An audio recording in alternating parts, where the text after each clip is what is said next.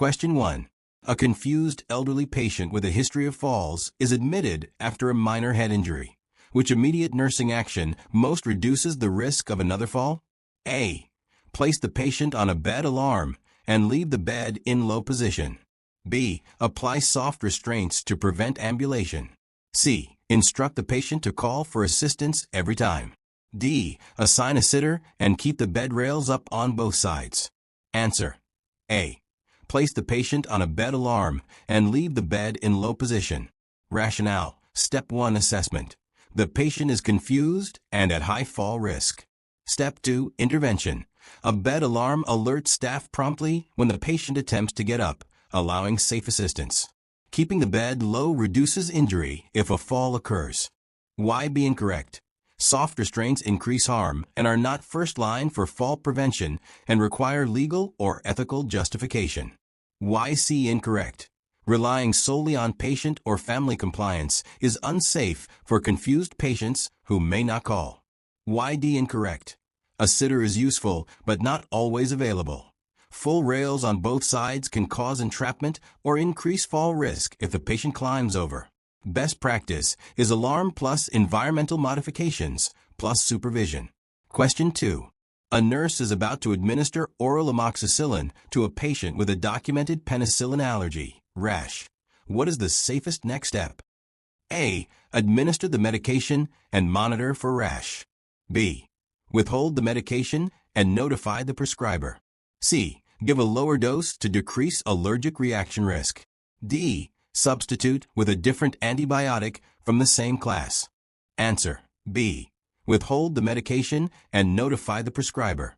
Rationale. Step 1. Recognize contraindication. Documented penicillin allergy increases risk of reaction. Step 2. Safety action. Withhold medication and contact prescriber to clarify orders and request alternative. Why A incorrect? Administering despite allergy risks, an adverse reaction. Why C incorrect? Dose reduction does not eliminate allergy risk. Why D incorrect?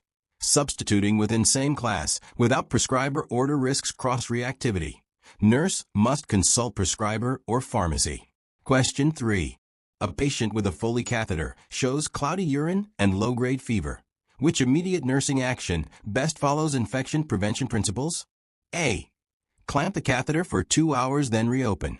B. Remove the catheter as soon as possible if no longer indicated. C. Irrigate the catheter with sterile saline. D. Change the catheter bag every shift. Answer. B.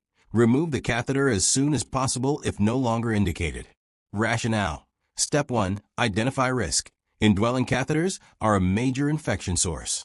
Step 2. Best prevention. Remove unnecessary catheters promptly to reduce CAUTI risk. Why A incorrect? Clamping can promote urinary stasis and infection. Why C incorrect? Routine irrigation is not recommended and risks introducing organisms. Why D incorrect? Frequent routine bag changes aren't necessary and can increase contamination. Change when indicated, soiled, or damaged. Remove catheter and notify provider for evaluation or treatment. Question 4. A nurse receives 2 medication vials that look similar. One is insulin and one is heparin. What is the best immediate safety action before administration? A. Check the patient's last blood glucose and give insulin if high. B. Label each vial and confirm with another licensed nurse. C. Administer a small test dose to observe effects. D. Choose the vial with a clearer solution. Answer. B. Label each vial and confirm with another licensed nurse. Rationale. Step 1. Prevent wrong drug error. Similar appearance is a look-alike risk. Step 2. Safety step. Label vials immediately and use independent double check by a second licensed nurse for high-risk meds, insulin, heparin. Why A incorrect? Checking glucose alone doesn't prevent wrong drug administration. Why C incorrect? Test dosing is dangerous and not appropriate. Why D incorrect? Visual clarity is unreliable and unsafe. Use labeling plus double check. Question 5. A patient on continuous heparin infusion shows a sudden drop in platelet count. Which is the priority action by the nurse? A. Stop the heparin infusion and notify the prescriber. B. Decrease the infusion rate by half. C. Continue infusion and draw platelet count again in 24 hours. D. Increase monitoring frequency to hourly. Answer. A. Stop the heparin infusion and notify the prescriber. Rationale. Step 1. Recognize potential heparin-induced thrombocytopenia, HIT. Step 2. Immediate safety. Stop heparin to prevent thrombosis. Notify prescriber for alternative anticoagulation and further workup. Why B incorrect? Decreasing rate still exposes patient to risk. Why C incorrect? Waiting delays necessary action. Why D incorrect? Monitoring alone does not mitigate harm. Prompt cessation and reporting is required. Question 6. A nurse enters a patient room and the IV pump alarm is sounding. The patient is stable. What should the nurse do first? A. Silence the alarm and continue current task.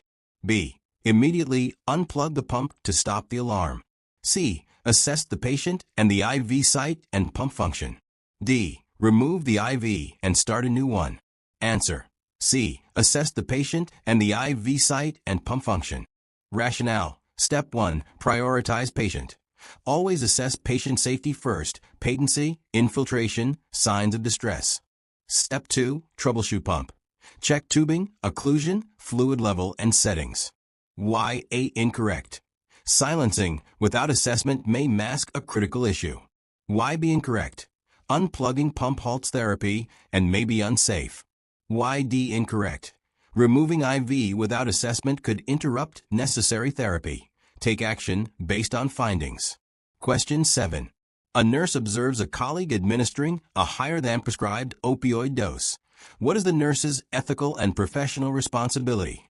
A. Ignore it to avoid conflict. B. Document the event privately without reporting. C. Intervene immediately to stop the administration and report. D. Ask the colleague later if it was intentional. Answer. C. Intervene immediately to stop the administration and report. Rationale. Step 1. Immediate safety. Prevent patient harm by stopping wrong dose administration. Step 2. Accountability. Report per facility policy to ensure investigation and patient protection. Why A incorrect? Ignoring jeopardizes patient safety and violates duty. Why B incorrect? Documentation alone without reporting fails to stop harm. Why D incorrect? Delay risks patient safety. Immediate intervention is required. Question 8. A postoperative patient is ordered to ambulate with assistance, but refuses because of pain. What should the nurse do to promote safe mobility? A. Force the patient to ambulate to prevent complications. B. Provide analgesic, wait for effect, then assist ambulation. C. Cancel ambulation orders and document refusal. D. Tell the patient ambulation is mandatory and non-negotiable. Answer. B. Provide analgesic, wait for effect, then assist ambulation. Rationale. Step 1.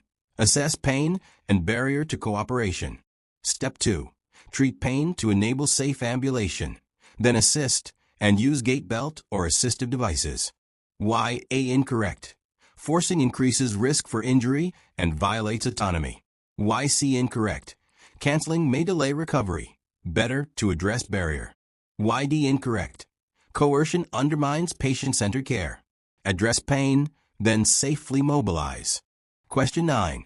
A nurse notices that hand hygiene sinks are empty of soap in a busy ward. What is the best action to maintain infection control? A. Continue care and use gloves instead. B. Report the supply shortage and bring soap to the area. C. Use alcohol-based sanitizer only for all tasks. D. Ask patients to remind staff to wash hands. Answer. B. Report the supply shortage and bring soap to the area.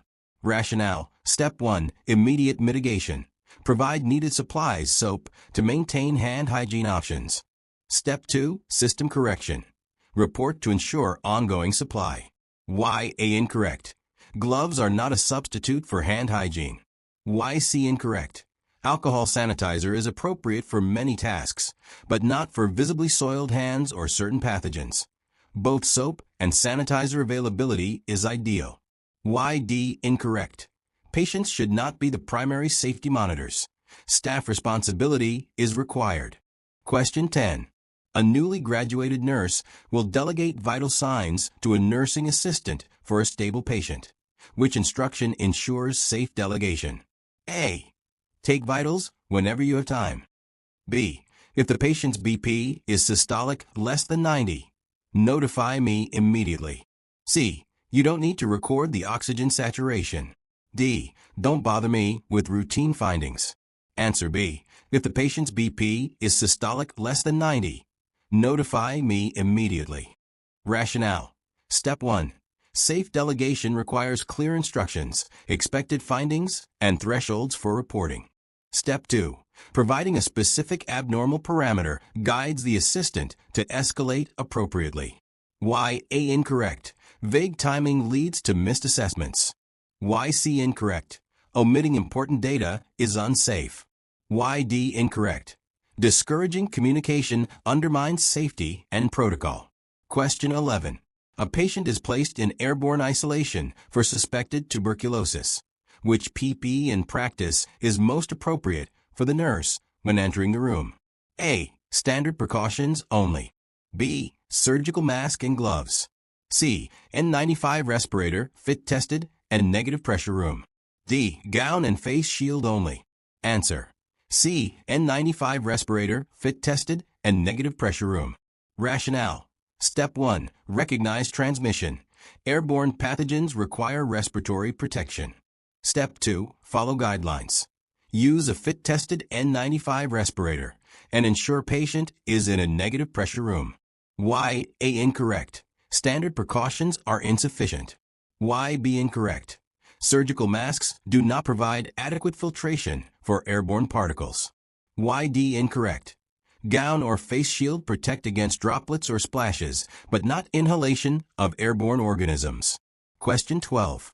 During medication reconciliation, a nurse finds 2 anticoagulants listed, warfarin and a new direct oral anticoagulant. What should the nurse do first? A. Administer both as ordered to avoid misdose. B. Hold both and consult the prescriber for clarification. C. Give only warfarin because it's long-standing. D. Ask the patient which one they usually take. Answer. B. Hold both and consult the prescriber for clarification. Rationale. Step 1. Recognize potential duplication and high-risk interaction. Step 2. Safety. Hold until prescriber clarifies to avoid overdose or bleeding. Why A incorrect? Administering both risk serious bleeding. Why C incorrect? Assuming preference without clarification is unsafe. Why D incorrect? Patient may not know drug interactions. Provider clarification is required. Question 13. Which action best promotes a culture of safety after a medication error occurs? A. Punish the nurse who made the error to deter future mistakes. B. Complete an incident report and participate in a root cause analysis. C. Discuss the error only with peers informally. D. Ignore the event if no harm occurred. Answer. B. Complete an incident report and participate in a root cause analysis. Rationale. Step 1. Reporting. Documenting via incident report provides data. Step 2. Learning. Root cause analysis identifies system fixes to prevent recurrence. Why A incorrect? Punitive actions discourage reporting and worsen safety culture. Why C incorrect? Informal discussion alone lacks documentation and system learning. Why D incorrect? Ignoring near misses misses opportunity to improve systems. Question 14. A patient requires transfer from bed to stretcher. Which action best prevents musculoskeletal injury to the nurse and patient? A. Ask one staff member to help and lift quickly. B. Use a mechanical lift and at least 2 trained staff. C. Slide the patient without using a transfer device. D. Bend for the waist and use arm strength to lift. Answer. B. Use a mechanical lift and at least 2 trained staff. Rationale. Step 1. Assess patient transfer needs, weight mobility. Step 2. Use mechanical lifts and trained personnel to protect both patient and staff per safe patient handling policies. Why A incorrect? One helper is often insufficient for safety. Why C incorrect? Sliding without device risks skin shear and injury. Why D incorrect? Improper body mechanics risk staff injury. Always use equipment and team. Question 15. A nurse is preparing to administer a PRN sedative to an agitated patient. Before giving it, which safety check is essential? A. Ask the patient if they want the medication.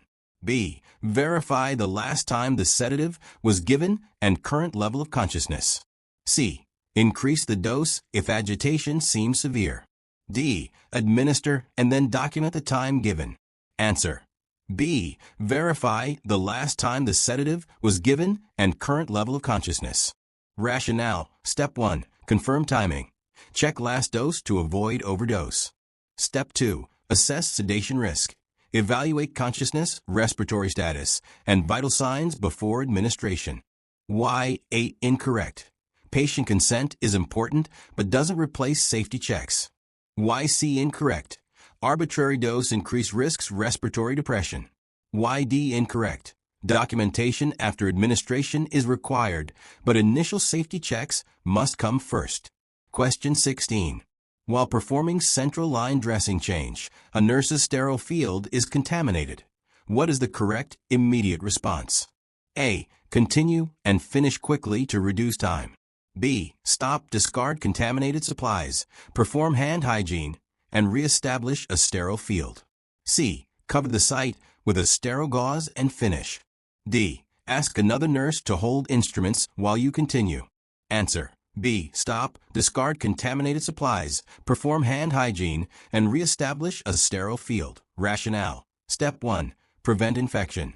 Contamination risks CLABSI. Step 2. Correct step. Stop, re-glove hand hygiene, and rebuild a sterile field before proceeding. Why A incorrect? Continuing risks infection. Why C incorrect? Temporary cover is inadequate. Why D incorrect? Delegation cannot salvage a contaminated sterile procedure. Field must be re-established. Question 17. A patient-controlled analgesia, PCA, pump is set with a bolus allowed every 10 minutes. The patient reports improved pain but shallow respirations. What should the nurse do first? A. Increase the lockout interval to 20 minutes. B. Stop the PCA and stimulate the patient. Assess respiratory status. C. Give naloxone immediately without assessment. D. Decrease the basal rate only. Answer. B. Stop the PCA and stimulate the patient. Assess respiratory status.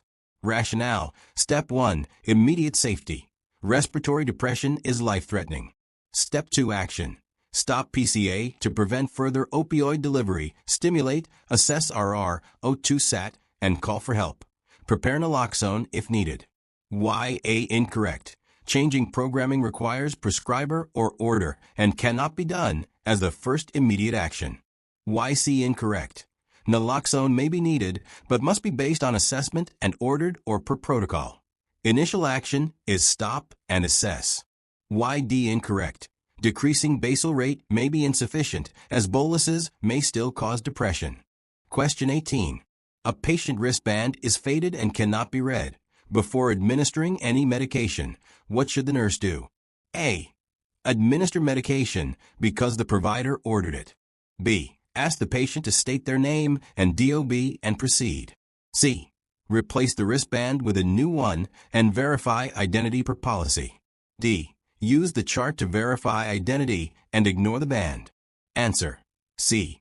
Replace the wristband with a new one and verify identity per policy. Rationale. Step 1. Reliable ID. A legible wristband is a primary identifier. Step 2. Action. Reband the patient and verify using 2 identifiers per facility policy before meds. Why A incorrect? Orders do not override identity verification. Why B incorrect? Patient verbalization is used, but should be corroborated with wristband and chart. Some patients may be confused. Why D incorrect? Chart alone is insufficient. Wristband is bedside identifier. Question 19. An inexperienced LPN asks to administer a high-risk medication. What should the RN do to ensure safe delegation? A. Allow it because the LPN is licensed. B. Delegate and instruct the LPN to call if concerned. C. Verify the LPN's competency, provide specific instructions, and remain available for supervision. D. Refuse to delegate and do it all personally without explanation. Answer. C. Verify the LPN's competency, provide specific instructions, and remain available for supervision. Rationale. Step 1. Delegation principles. The RN must assess the delegatee's competency for the specific task. Step 2. Provide clear instructions, limits, and supervision plan. Why A. Incorrect. Licensure alone does not confirm competence for a high-risk task. Why B. Incorrect. Vague instruction risks unsafe practice. Why D. Incorrect. Refusing without explanation misses opportunity to build competency and doesn't follow delegation standards. Choose safe delegation based on assessment. Question 20. A nurse discovers a near-miss medication error that caused no harm. What action best supports system learning? A. File no report since no harm occurred. B. Report the near-miss through the facility's reporting system and participate in safety review. C. Discuss the near-miss only with the peer involved. D. Change the medication label alone to prevent recurrence. Answer. B. Report the near-miss through the facility's reporting system and participate in safety review. Rationale. Step 1. Recognize value. Near misses reveal system vulnerabilities. Step 2. Action. Reporting allows root cause analysis and system improvements to prevent future harm. Why A. Incorrect. Not reporting loses learning opportunities. Why C. Incorrect. Informal discussion lacks documentation and system-level follow-through. Why D. Incorrect. Individual fixes, label change, may help, but system review ensures sustainable solutions. Question 21. A nurse discovers a patient attempting to get out of bed without assistance despite a known fall risk. What is the priority intervention to ensure safety?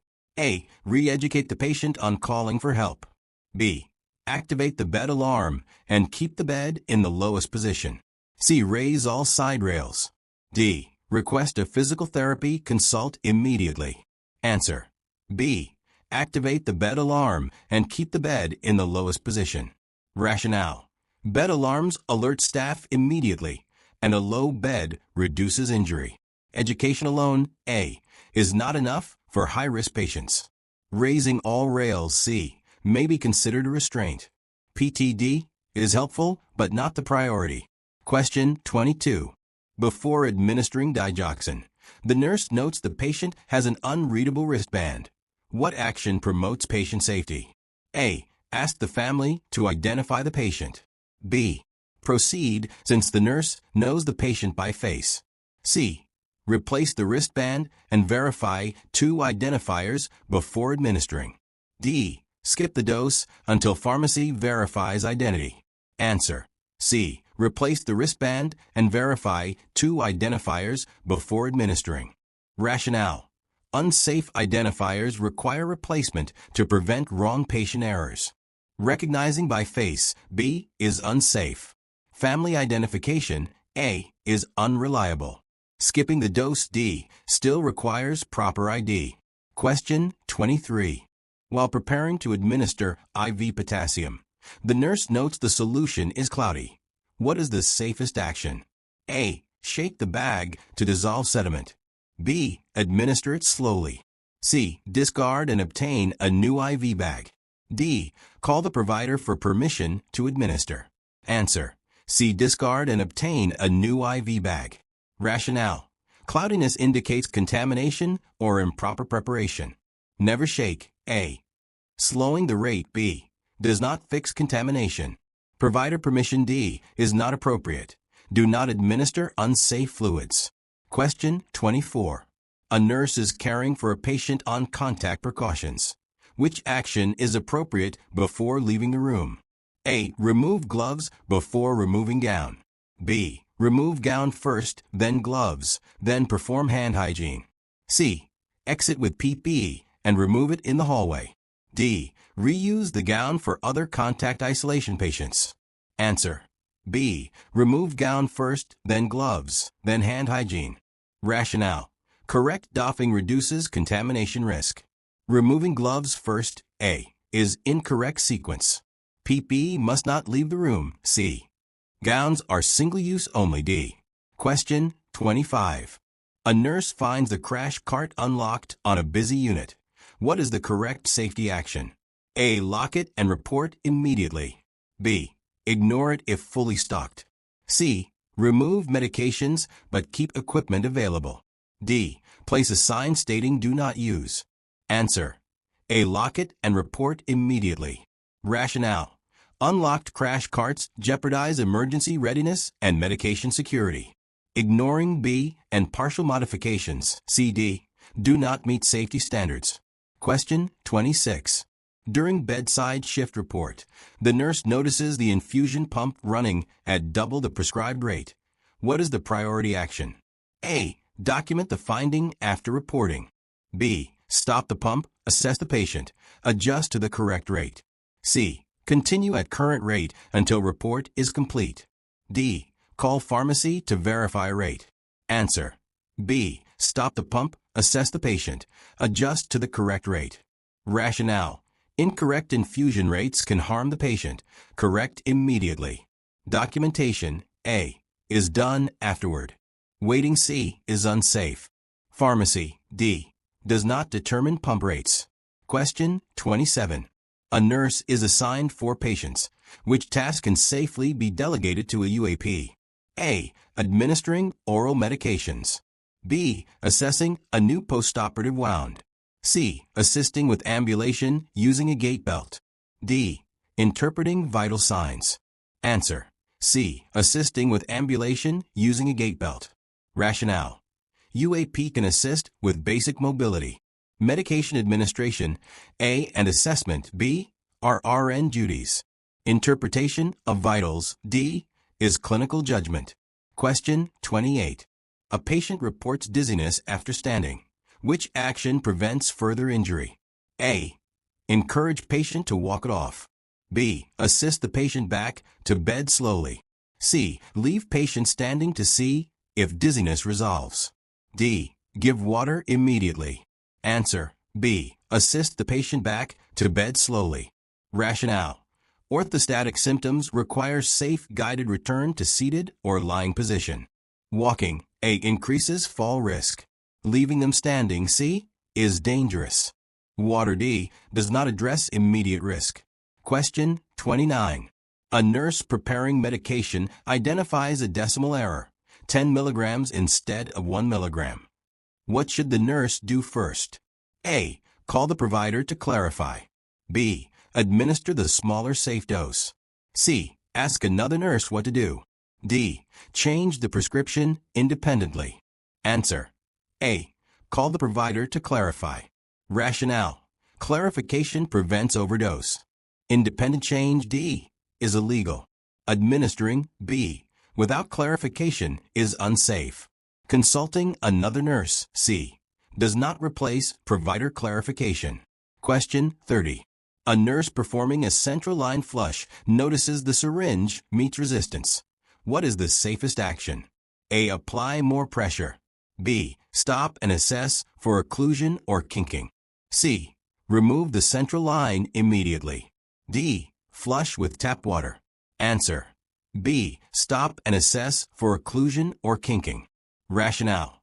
Forcing flush can cause catheter rupture or embolus. Removing the line, C, is not within RN scope without order. Tap water, D, is never used in invasive procedures. Question 31. A medication label is partially torn, making the dose unreadable. What should the nurse do?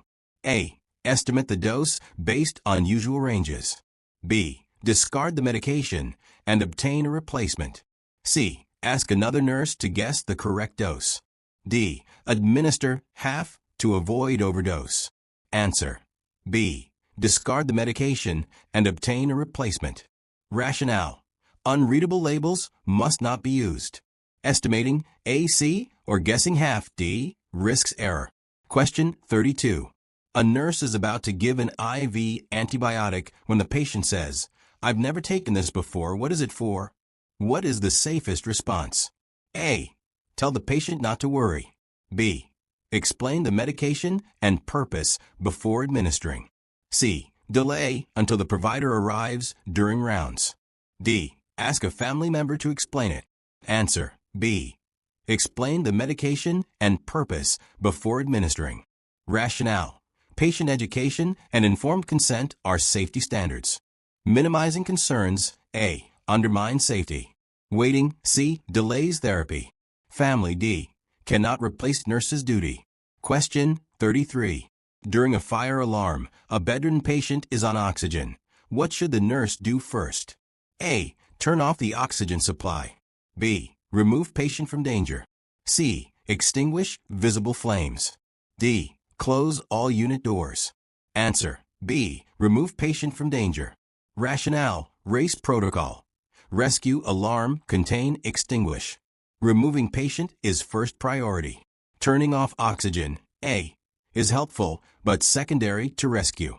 Question 34. A nurse sees a UAP attempting to transfer a heavy patient alone. What is the safest RN action? A. Allow the UAP to finish. B. Tell the UAP to stop and get mechanical lift assistance. C. Report the UAP to administration. D. Take over and complete transfer alone. Answer. B. Tell the UAP to stop and get mechanical lift assistance. Rationale. Safe handling requires proper assistance and devices. Allowing A or doing it alone D risks injury. Reporting C may be needed later but not the priority. Question 35. A nurse preparing to administer morphine notes the respiratory rate is 8 per minute. What is the priority? A. Hold the medication and notify the provider.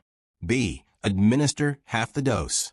C. Give dose anyway to control pain. D. Document the respiratory rate only. Answer. A. Hold the medication and notify the provider. Rationale. Respiratory rate less than 10 indicates respiratory depression risk. Holding medication prevents further compromise. Question 36. A nurse sees an unlicensed staff member silencing an IV pump alarm without assessing the patient. What should the nurse do first? A. Report the staff member immediately. B. Reassess the patient and correct the pump issue. C. Ignore it because the alarm is silenced. D. Reassign the pump to another nurse. Answer. B. Reassess the patient and correct the pump issue. Rationale. Patient assessment is always the priority. Reporting A. May follow but does not address immediate safety. Question 37. A patient with C. difficile is requesting assistance to the bathroom. Which infection control practice is correct?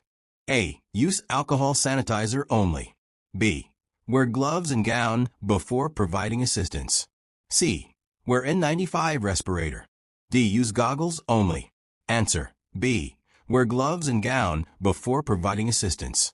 Rationale. C. Diff requires contact precautions. Alcohol sanitizer, A, is ineffective. N95, C, not needed. Goggles alone, D, insufficient. Question 38. A medication drawer contains 2 vials labeled with similar names and similar packaging. What is the safest nursing action? A. Administer based on memory of vial shape. B. Separate, label clearly, and double-check with another nurse. C. Use whichever vial is more full. D. Skip double-check, since both are safe medications. Answer. B. Separate, label clearly, and double-check with another nurse. Rationale. Prevents look-alike or sound-alike medication errors. Question 39. A patient complains of severe pain, but the PCA pump shows no doses delivered in the past hour. What should the nurse do first? A. Tell the patient to push the button harder. B. Assess pump function, patient technique, and IV patency. C. Increase basal rate without order. D. Disable the lockout feature. Answer. B. Assess pump function, patient technique, and for patency. Rationale. Safety assessment is required to determine cause, pump failure, infiltration, misuse. Unauthorized changes, C, D, are unsafe. Question 40. The nurse is implementing strategies to prevent medication errors on the unit. Which actions demonstrate safe medication practice? Select all that apply. A. Using 2 patient identifiers before every medication administration. B. Preparing medications for multiple patients at the same time for efficiency. C. Clarifying any unclear or incomplete prescriptions with the provider. D. Documenting medication administration immediately after giving the dose. Answer A. C. D. Rationale. A. Ensures correct patient safety. C. Prevents prescription errors. D. Reduces omission and duplication errors. Preparing meds for multiple patients. B. Increases the risk of mix-ups and is unsafe. If you found this video helpful, don't forget to like, subscribe, and share with your fellow nursing students. Hit the bell icon so you never miss an update. See you in the next one. Happy studying.